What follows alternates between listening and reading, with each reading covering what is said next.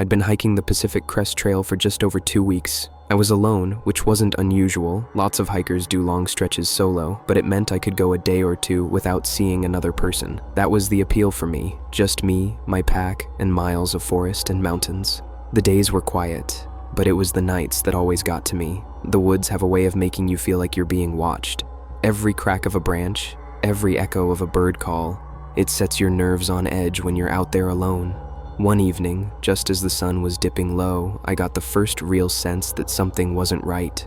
I'd stopped to filter water at a creek and swore I heard footsteps on the trail behind me.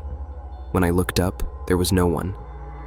I waited, listening, and heard nothing but the rush of the water. That night, I camped off trail, hanging my food and settling in as usual. Around midnight, I woke to the sound of movement. It wasn't close, but it wasn't far either, just beyond the tree line. Heavy, steady, deliberate steps, not the quick rustle of an animal. I lay there holding my breath, hand on my knife, until the sound faded. By morning, I convinced myself it had to have been a bear or a mountain lion.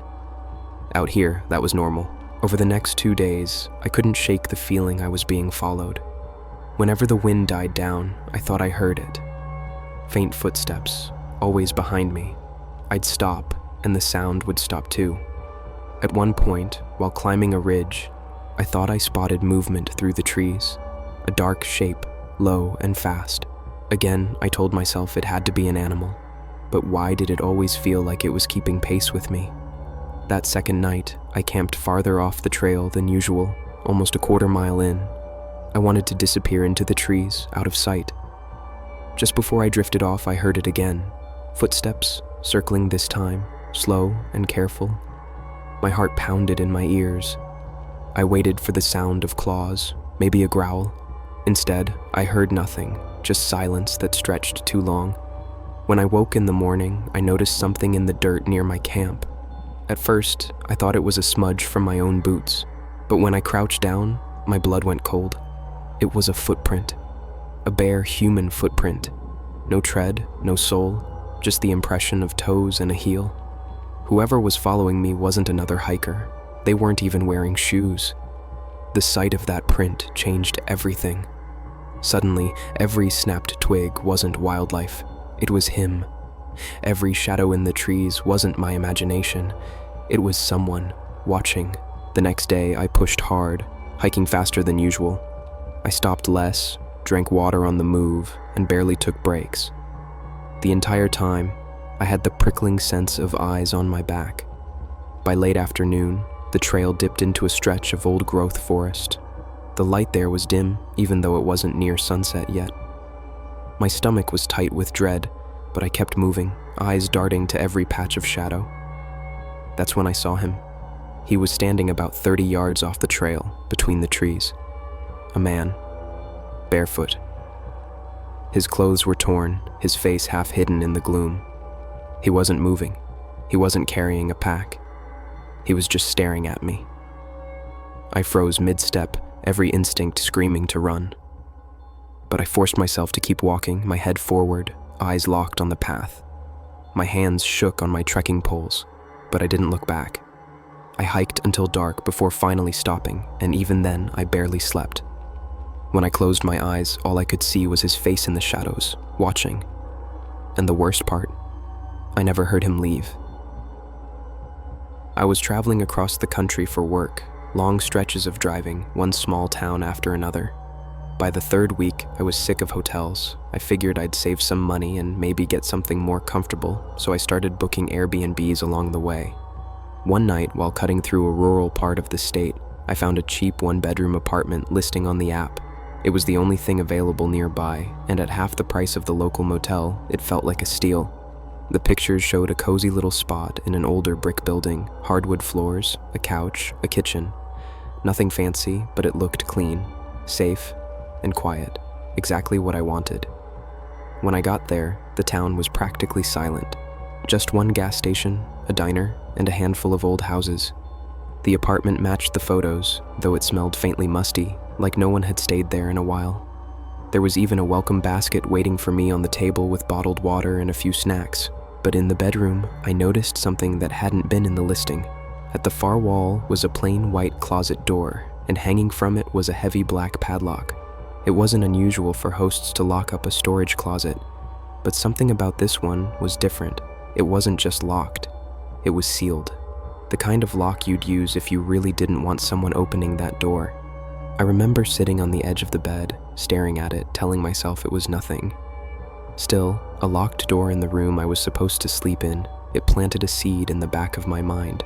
The first night was uneventful until around 2:30 a.m. That's when I woke up, suddenly alert. At first, it was just the silence of being in an unfamiliar place. But then I heard something faint, a soft shuffle, like bare feet across the wooden floorboards. I froze in bed, listening. The sound stopped, then came again, closer this time, right outside the bedroom. Then, clear as day, 3 slow knocks came from the closet door. I held my breath, staring at the padlock. My mind raced for explanations. Pipes, wind, maybe just the old building shifting. But when I pressed my ear closer to the wall, I swore I heard it, breathing, slow, steady on the other side of that door. I barely slept the rest of the night. The second night was worse. Around 3 a.m., I woke to something new, whispering. Not one voice, but 2. They were low, fast, and muffled through the wood. I couldn't make out the words, but the cadence was unmistakable, a conversation. I sat frozen in bed, straining to hear. The whispers went quiet. For a few long seconds, the apartment was still. Then came the knock again, 3 times, each one heavier than before. By morning, I felt sick from exhaustion. I tried to distract myself by walking around town, but all day I couldn't shake the feeling that I'd made a mistake booking this place. When I returned, the welcome basket on the table was in a slightly different position, just nudged a few inches, like someone had moved it. On the 3rd night, I told myself I'd stick it out, check out early in the morning, and get back on the road. But around 1:45 a.m., I woke to the sound of metal scraping. The closet door handle was rattling, slowly at first, then harder, until the padlock clinked against the wood with each shake. I sat frozen in the bed, sheets clutched to my chest. The rattling stopped. Then the wood groaned, bending forward as if someone inside was pressing against it. That was it. I stuffed my bag in seconds, grabbed my keys, and bolted. I didn't even bother turning off the lights.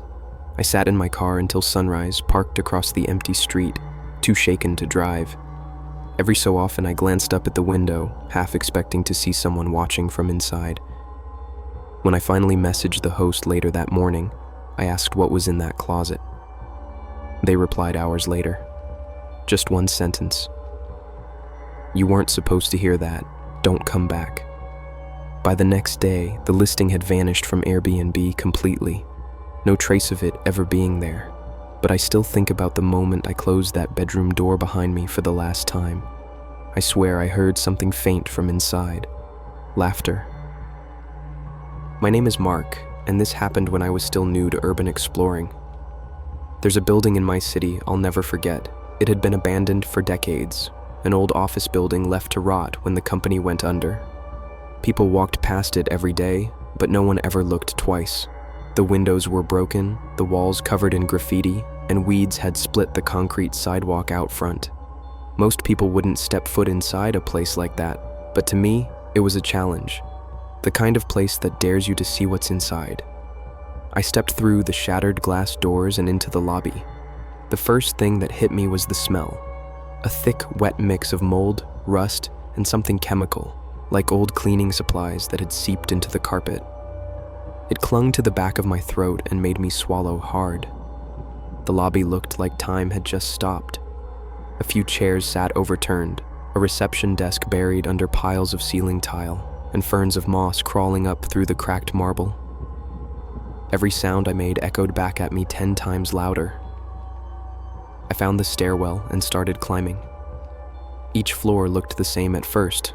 Broken furniture, papers turned to mush, graffiti sprayed across the walls. But around the 15th floor, something changed. There was no graffiti, no trash, no empty bottles or burnt-out lighters. The walls were bare, the carpet thick with dust. It was like whoever had been sneaking into the place had stopped at the lower floors and refused to come higher. And as I climbed further, the silence became unbearable. I could hear my heartbeat in my ears. Every creak of the steps felt like it shook the whole building. It was the kind of silence that makes you feel like someone's listening. By the time I reached the upper floors, I couldn't shake the feeling that I was being followed. Down one long hallway, a set of elevator doors had been forced open. The edges of the steel panels were bent outward, scarred with deep gouges from a crowbar. I walked closer, careful not to step too close to the opening. I carefully leaned forward and looked down the shaft, a vertical pit of blackness, stretching down further than my light could reach. I crouched down and felt a rush of air rising out of it, cold and damp, carrying the heavy smell of rust and standing water. I could have stopped there. Any normal person would have, but I didn't. Hanging off the concrete wall inside was a ladder, the steel rungs bolted in a straight line leading into the darkness below. I clipped my flashlight to my jacket, tested the first rung, and began to climb. Every movement echoed. My boots squealed against the ladder, metal clanged under my weight, and the sound bounced up and down the shaft echoing. The rungs were slick with condensation, wet against my gloves. Rust rubbed off in streaks. Halfway down, my light caught the bottom, a shallow pool of stagnant black water glistening like oil. Broken concrete blocks jutted through the surface. The dripping was constant, echoing so loudly I couldn't tell where it was coming from. Then I heard something loud above me. A deep metallic groan echoed down the shaft. It wasn't the building shifting or the wind. It was sharper, heavier, like a cable tightening under strain. My chest went tight.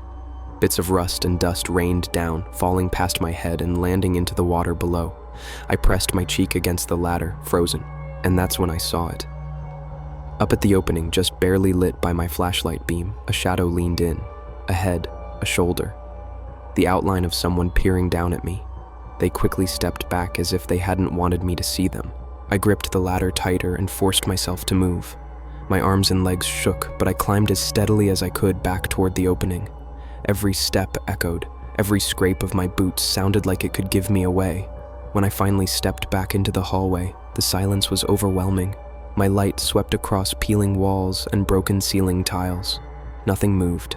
I raised my camera and took a picture of the open shaft before turning toward the stairwell. That's when I noticed something at the far end of the hallway. A person was leaning out from behind a doorway, just enough for me to see the side of their head and shoulder. They weren't moving, just watching me. I called out, but there was no answer. Slowly, they stepped back into the doorway. For a second, I thought they were gone, until an arm stretched back out into the hallway. In their hand was a knife. They didn't step forward. They didn't say anything, just held the knife out where I could see it, gleaming faintly in my light. That was all I needed. I bolted, running for the stairwell and not stopping until I was outside and back on the street. Later that night, when I looked through the pictures on my camera, my stomach turned. In the shot of the elevator shaft, the same person was there, peeking out from the doorway, watching. That was the last time I ever went inside that building.